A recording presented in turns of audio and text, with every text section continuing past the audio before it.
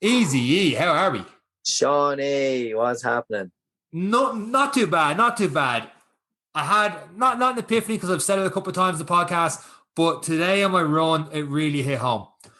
I was going for a 24K run today, and I was on the way back through Kill. I was heading up the hill, up towards the roundabout at the top of Kill, heading back towards Stratton. I'm heading up there, I'm struggling. I had a glance down the watch. It was 5:45 was my best pace at that time, but it turned out afterwards I was doing a 6 minute kilometer.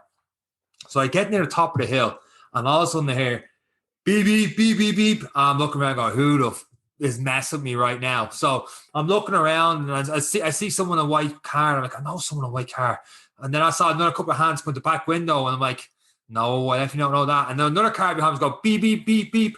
Long story short, it must have been the local football team or something. They got to the roundabout and started doing like 6 or 7 of them beeping. And of course, like, fair play to them. So I start, giving the girl football clap, the hands over the head, clapping along with me phone and me Lucozade bottle, just clapping along. And they look at me and go, yeah. And I'm like, yeah, good man. And all of a sudden, I swear to God, I live in a goosebumps of big energy. And I just started running fast about no. I look at me watch.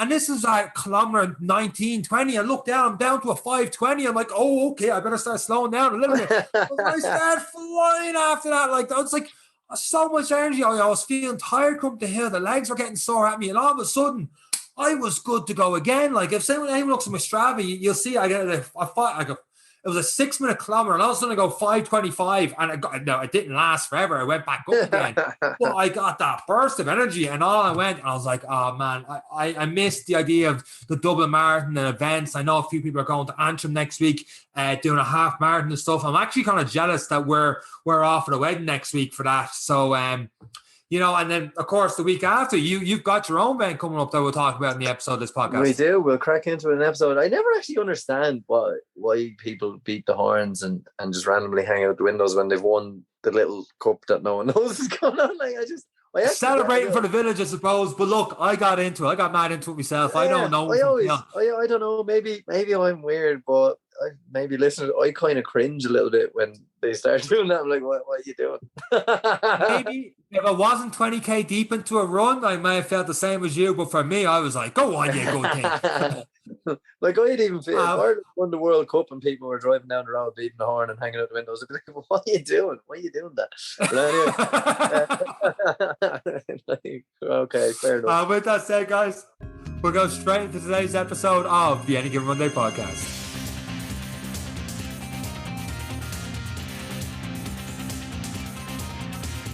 Actually, before we start the podcast, just because you brought up the World Cup, back in, I suppose, 2002 when it really mattered, would you set up the house, decorated the house for all the flags and stuff? Because I know I had that. Yeah. We had the bundle and stuff. Is that the same thing as the car? No, because, like, why are you beeping? The Irish team's not going to fucking hear you. Like, why they're not going to see your house either, all the way in Saipan. Well, Roy Keane might have on the way back when he was flying over to the airport, but apart from that, they're not going to see it. I don't know. I just think it's really bizarre. Like, just this convoy of, your Volkswagen Passat and your Ford Galaxy and Six Flags hanging out at the back of it, beeping the horn. Yeah, it was like, what? Well, not to rub salt in the wounds, but if the Dubs had won not this year, but maybe the first of their big run when they won the All Ireland, would you be going through the streets of Dublin? So would you beep the horns then? No, there's just something you're into. Listen, I have the same thing when people clap on an airplane when we land. You don't clap when you get off the bus. Like, thanks very much. You got us here. Thanks though. Huh? The pilot can't hear me, so I gotta let him know my appreciation. He can't hear that. Thanks for getting off the bus. If these are all clapping, would he? I don't know. You'd know. No, should he have? I don't know. Maybe he does. Maybe he listens out for it. Well, it's definitely never on a Ryanair flight. They plowed it. No, I'm only joking. They're great pilots. But no, I don't know. I just get a little bit cringy, that's just me. Look, fair play. If you want to go and sing and dance, have it. But I just kind of, I never understand. Fair enough. I suppose lately you haven't got time much singing and dance because you're 2 weeks shy of doing your triathlon. How's the training going? I am under severe pressure, Sean. It's a fine line between drowning and swimming, and I am on that line. But listen, it is going good, and do you know what? It's been really good to get back into it because And as well, because we're kind of coming out of this, I'm seeing slightly more people in work and we're getting to have chit chats and stuff. The amount of people, again, that you don't even know are into it. But once you are doing it, like when I went swimming the other day, I met this older gentleman. He has done, I don't know how many Ironmans. He said about 30. He said, I don't know how many halves he's done, how many triathlons he's done. He's probably in his late 50s, early 60s. And he was talking about it, and we were talking about watches, and he was slightly older school. So he was like, these watches and all these gizmos are a load of shit. You know, he was really against the technology of it. And I kind of knew that was like playing chess with a pigeon. He was going to shit on the board and strut away like he won anyway, no matter what argument they come up with. So I was just kind of like, yeah, you know, look, you're right, but there is some benefits to it, especially when you're training on your own and stuff. And he was like, all right, fair. And I said, well, to be honest, the most important thing is if people are using it, that they're monitoring their heart rate, they're monitoring their recovery, they're not overtraining or undertraining. And then he was actually like, well, that kind of makes sense. So, but I think he has a gripe with your regular Joe getting a watch for €1,000, which is something that you were afraid I was doing, but not using it to train to their full potential. And we know what it can do. It took a 5-hour marathon for me into a 3.5-hour marathon, and using the heart rate training. Austin Doyle was the same when he done the heart rate training. And it is a phenomenal method that a lot of people in the endurance game are using. And it makes sense. And a lot of top class athletes will walk up a hill rather than run up a hill and spike their heart rate when they're on those kind of runs. And it is a bit mind boggling. And I suppose when people are looking at it, you know, everyone has their own way of growing up, you know, pre-season in the football, or they've done this or they swam hard, and different coaches, you know, that toughness and go on, just suffer through it and get sick in your mouth and swallow all that kind of crack that people do, because they need to feel like they're achieving something, you know, really hardly. When in actual fact, you probably should have walked, and then you would have got 2 more days of training and been an overall better athlete. You know, there's so much information out there, and I could kind of understand his frustration. Whereas he was in the basics with the basic runners, the heavy bike, you know, and he was doing these Ironman. And now all the technology and watches and gizmos, I'd say he's just watching it like, what the hell is going on? And I suppose I was trying to check my mom and explain how to check into a Ryanair flight to my mom down there. And I was kind of like, it was actually blowing her mind. And I kind of felt like the best way to put it is, it's like saying, like, you have a round pizza that you're going to squeeze into a square box, then you're going to eat it in triangles. It's just like, if you understand that, you can understand what it takes to do a marathon. You know, like, it's like these, like, none of it makes any sense. And I could just see in the glint in their eyes, like, when you're talking about it, they just haven't got a clue. But it was nice. Sorry, long story short, I'm getting sidetracked by the whole technology thing. But it did made me think of what it is we're training, why it is we're training it, why we're doing the runs we do. And I think because me and you have been doing it now a couple of years, we kind of forget that, oh, the easy long run, why do we do that at that pace? And it's the endurance builder and stuff. But it's been really refreshing to start talking to all these people who are doing these races again, even though I am in severe trouble for this race. But as you have said about the guys clapping and cheering and all that kind of stuff, I'm going to be surrounded in 2 weeks' time with people who are going to be nothing but encouragement. Even if I'm last or if I'm first, people are going to be like, well done, keep going, you're doing great. Once I get out of the water, I'd be fine. I'd be fine on the bike, I'd be fine on the run. It's the swim that's the bad part. But even in work, like, people are always like, oh yeah, sure, I'm training for the Ironman next year. And I'm like, what? I never would have had you pegged as doing Ironman, and, you know, this will be my 5th one. And I'm like, my God, like, there's so many people getting involved in this sport now. Like, Ironman tickets used to be about €200 for an Ironman, go back a while, but it got so popular, and in my opinion has made triathlons very popular, because anyone has heard of an Ironman or has heard the phrase, but they're definitely, like, it's amazing to see how much it has grown. And, like, I was talking to Rachel Smith, who was on one of our episodes previously. She's training for the same race. We're going to do the race together. But she was saying, in terms of, she's aiming for the World Championships in Australia next year.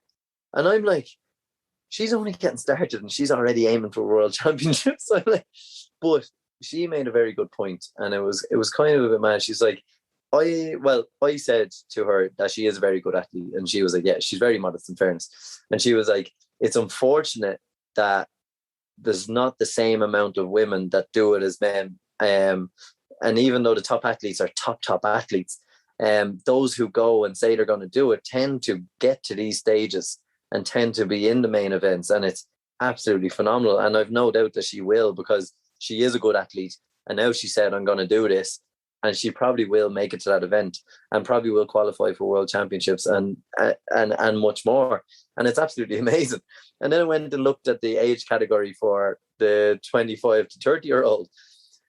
It's just not happening for me anyway. but the proportion of younger males who are now taking part in this sport is phenomenal. So you have your Olympic level. Most guys are operating in the shorter distance. And those who probably just fell off that kind of Olympic level triathlon, or the race circuit, went into the longer endurance, probably a little bit better, they're all there. So you imagine for every 10 athletes, one of them goes to the Olympics. Well, the other 9 are now doing Ironman. You know, it's really, really, really tough and competitive. And I'd say I might qualify for the World Championships when I'm in the over 50s. But it is phenomenal to be getting the head back into it. The training, the stuff, and it has been hard working. It has been hard this week. Just a couple of changes in the work schedule didn't really suit the training schedule, which doesn't really suit the race. But it's going to be enjoyable either way. The being back into my own head for a race, being surrounded by people, and just having that determination to finish it no matter what. Anyway, given the fitness levels and all that, it's really exciting. It was a long story full of all the things I've kind of, because it's been two and a bit weeks since we've spoke about this, but a lot has happened. But yeah, meeting so many people, like one guy in the swimming pool, like I am always amazed. I'm never begrudging. Well, maybe I am. I'm like, you and your good running, you know, but I'm actually always, I'm always amazed though, when I was watching, because I'm not a great swimmer, but I will get better. I couldn't really swim like 3 or 4 years ago, so we're doing all right. But I actually like spend most of the times, I'll do my 50 meters and I'm trying, kind of like we do interval running. I'm kind of trying to do sprints, but controlled sprints, not out of control, trying to work on my arms and power and stuff, and then taking a break and then going again, trying to increase my pace in the water. But the other guys, like, and I mean like bellies and everything else, but the technique they have is, they just look so majestic. And when I was taking my break, I'd actually kind of hold my breath and hold myself under the water. And I was actually just watching how their arms were moving and how they were coming out. And then I was listening to them, and I was kind of getting a free swimming lesson. It was great. Every time I took a break, I got another piece of information off one of the other fellas. But like, even they were saying that your hand is coming out of the water, that's your recovery time.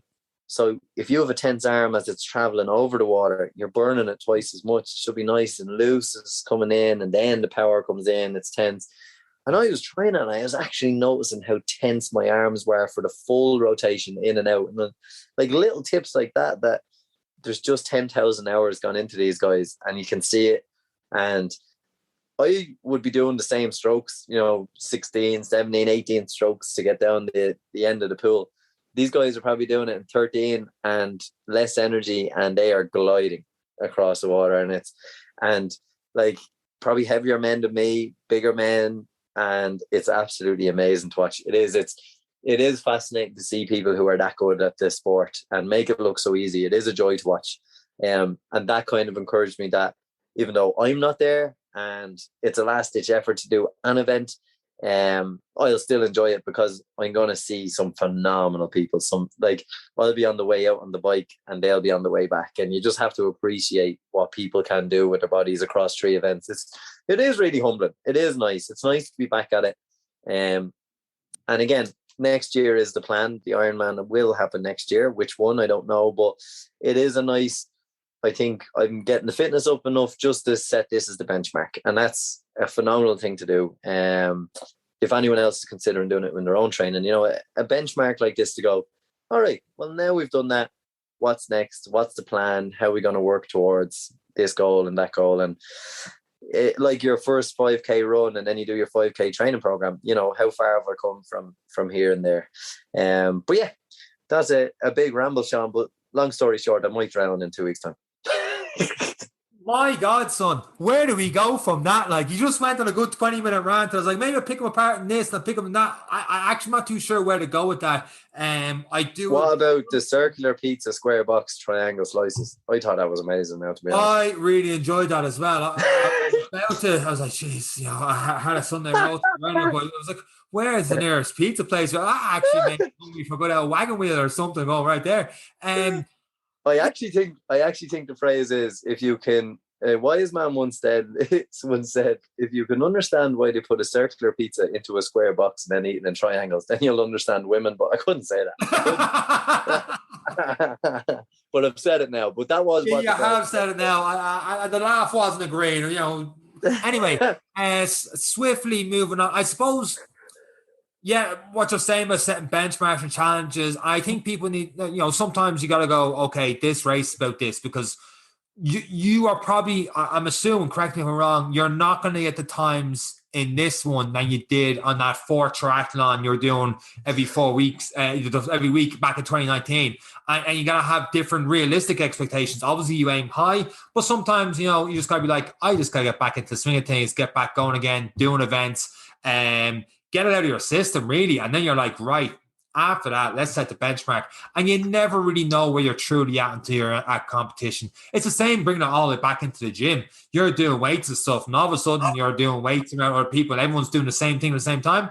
You're like, okay, I can actually do more than I thought now because I'm being physically challenged with other people around me. Yeah. Where did this come from, And there is, I'm not going to lie, there is a little bit of that anxiety around the, we've spent the last, let's say, nearly 2 years not doing events, not being surrounded by large groups and training. I've been on my own for a long time of this, and to be surrounded by all these people as well is kind of intimidating.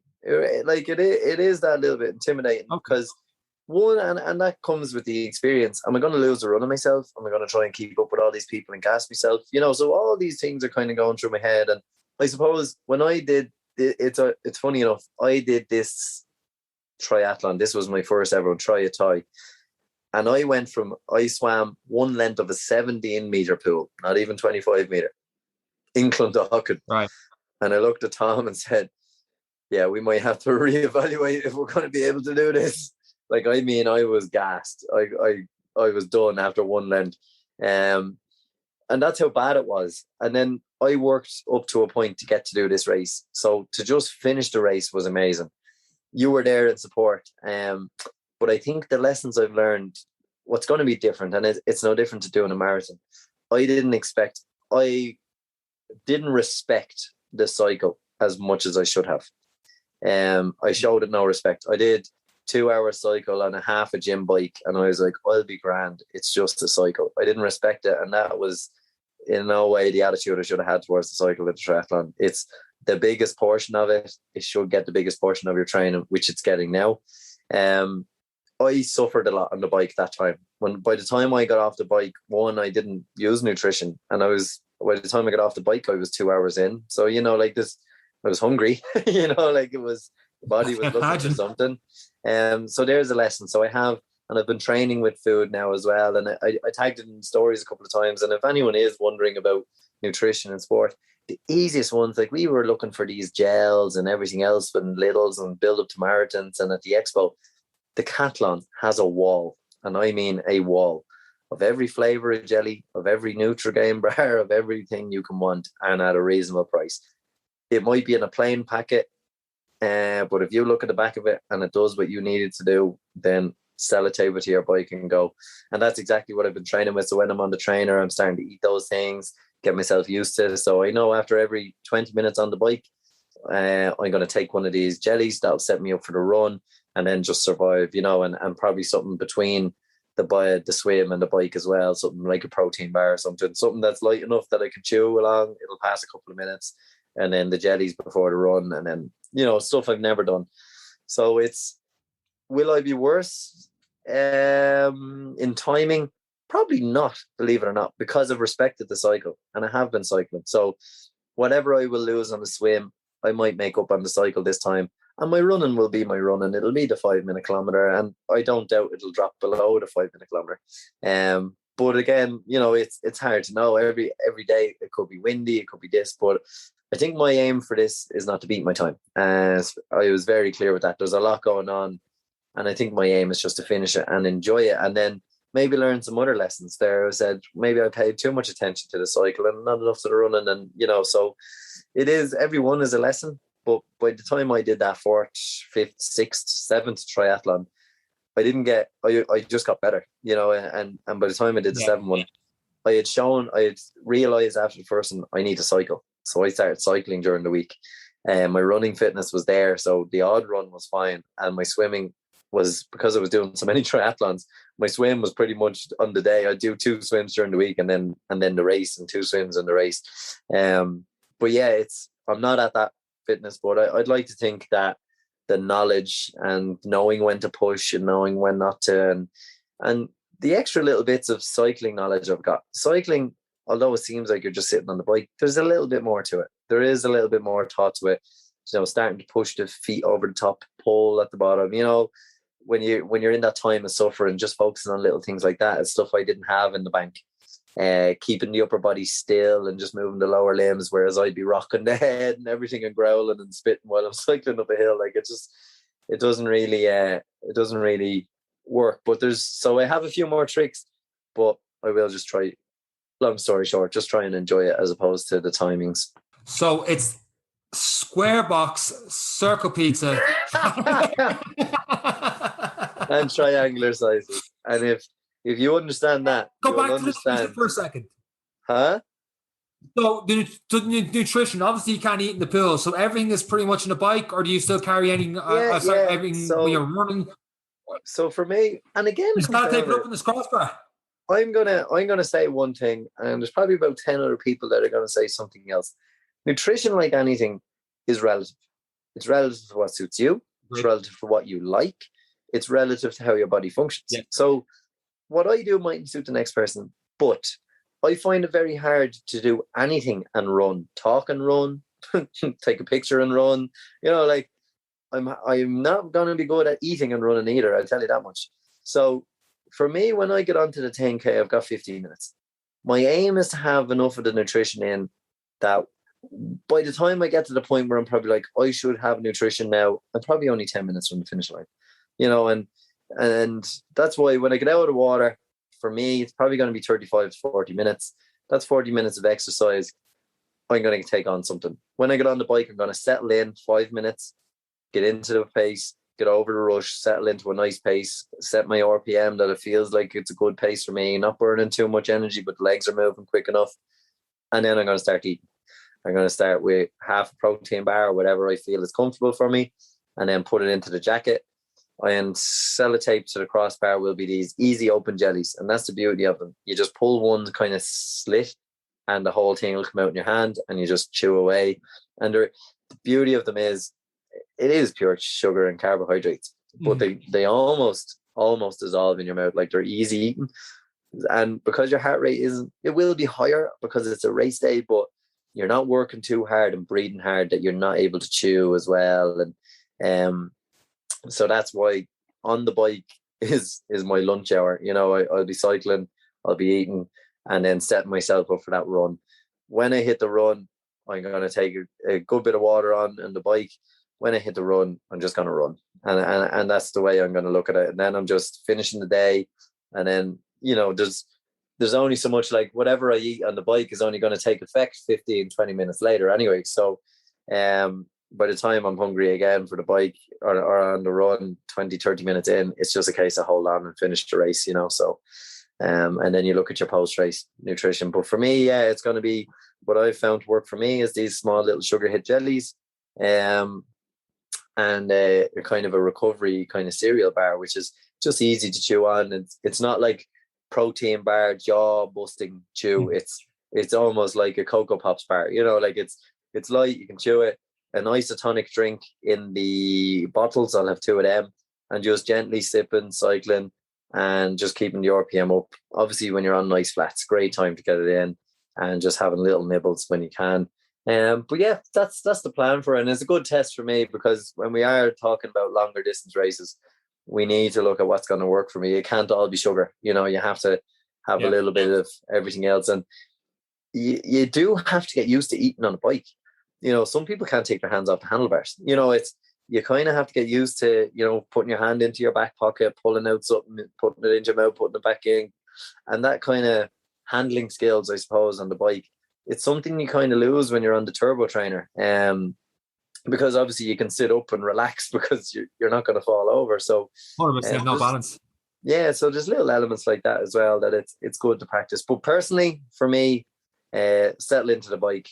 And then I start thinking about nutrition then as well, and just taking on the little bits before you need it. And that's the idea. You're not going to need it for the first 15 minutes of bike. So if you can get it in the first 5, then it starts to hit your system and then carries you through, and then you just hold on for the run. Unbelievable.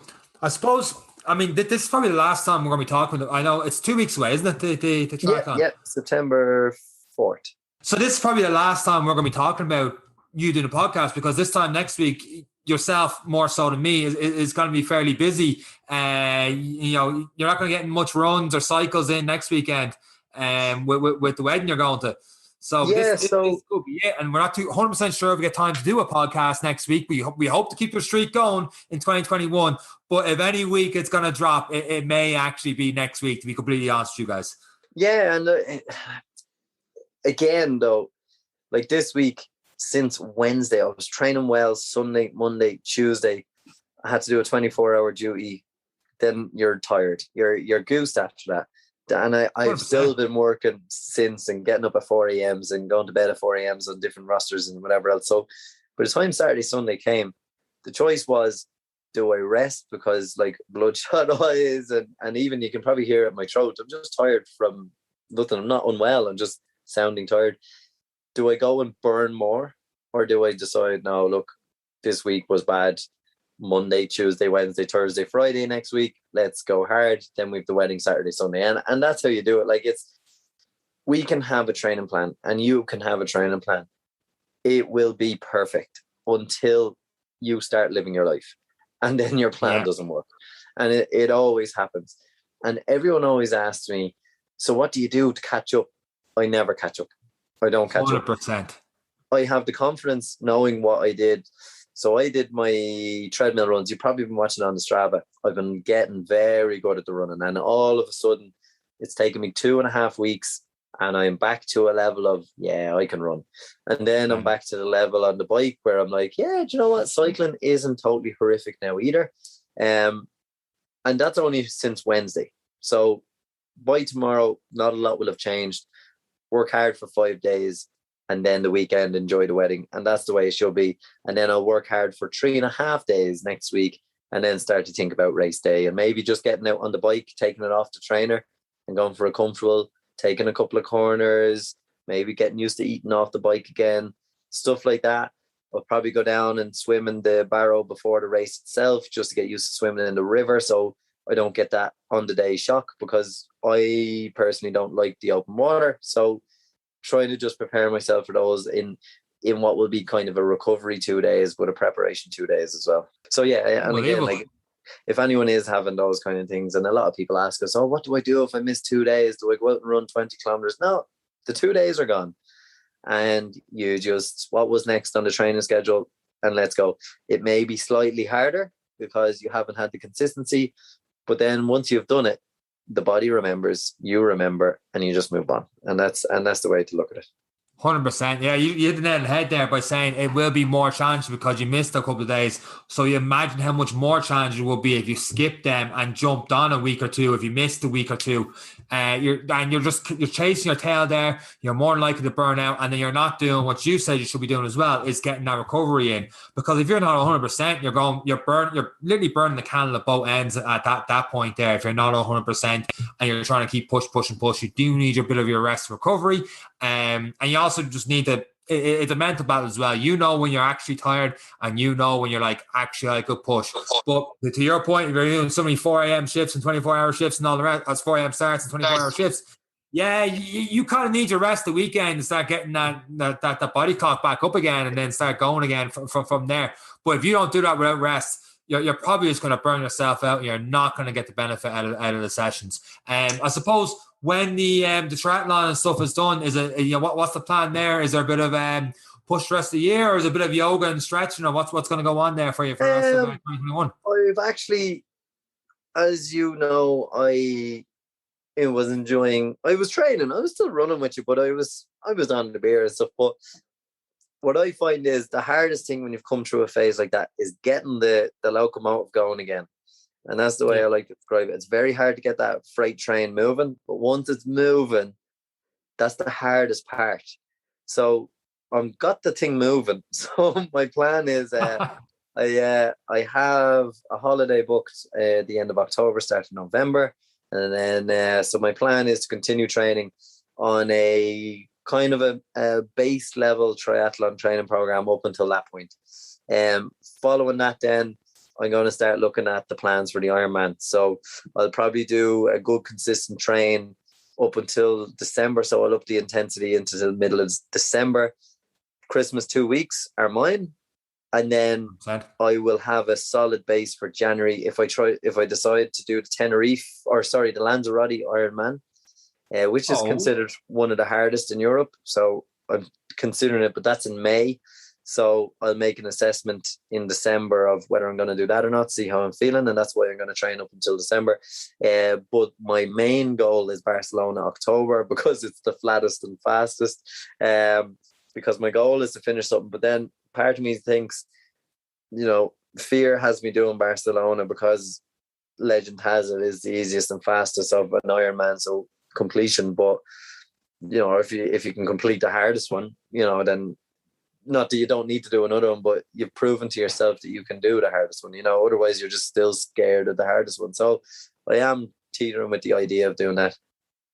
Yeah, that'd be tough. And I suppose when you get to January, you'll only know then where's your body at, and doing out the training plan and working back, which is what we've talked before in the podcast, is when you work towards whether it's a Dublin Marathon, whether it's a Lanzarote Ironman, start at the finish, work your way back to where you are now. And if it adds up, great. If you're like, I missed a good 2 months here, you may have to think a bit more about Barcelona and go from there. But you won't know that until you get to January and see where you're at. Yeah, absolutely. And then that puts me around 20 or so weeks up until the event. And believe it or not, it is only 20 to 24, maybe even 16 weeks for a beginner to complete an Ironman. That's the kind of commitment you would need. Yeah, you're not going to be a hero at it. You're not, but you should be able to complete it. With 16 to 20 weeks. So my hope is to put a good base layer in there to December, just because I wouldn't sleep well knowing I had only 16 weeks. Personally, I would like to have a good run up until Christmas, take 2 weeks recovery, and then begin. I'd like to be starting at a slightly higher base, just because the respect I have for the race and the fear I have for it. So that would be roughly the idea. And we'll let the wheels come off the wagon in December again. I'm back to wagon wheels and pizzas again, man. I'm sorry. I'm trying to stay focused. I'm glad we squared that away. Oh man, the analogy went so much further than round pegs and square holes or whatever the hell it is. No, I've never heard of a round peg. Anyway, fair play. Best luck. Best of luck with everything in the wedding next week. Not your own wedding, just to clarify that for other people. It's not his own wedding that's going on next week, but he has a major role in that wedding.